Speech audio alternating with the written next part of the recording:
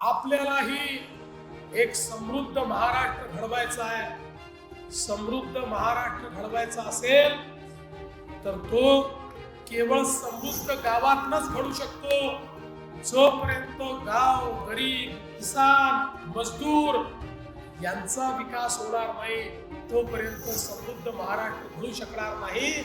आणि म्हणून अशा प्रकारच्या अनेक योजना आपण सुरू केल्या, पण आपल्या लक्षात आलं योजना अनेक आहेत। काही गावं फायदा घेत आहेत, काही गावं मागे राहत आहेत। आणि मग कुठलंच गाव मागे राहू नये या दृष्टीने मुख्यमंत्री समृद्ध पंचायत राज अभियान आपण तयार केलंय की ज्या अभियानामध्ये केंद्र सरकारच्या, राज्य सरकारच्या सगळ्या योजना या गावापर्यंत आपल्याला न्यायच्या आहेत, त्या व्यक्तीपर्यंत आपल्याला न्यायच्या आहेत। इतक्या योजना आहेत की गावातला कोणीही योजनेविना राहणार नाही।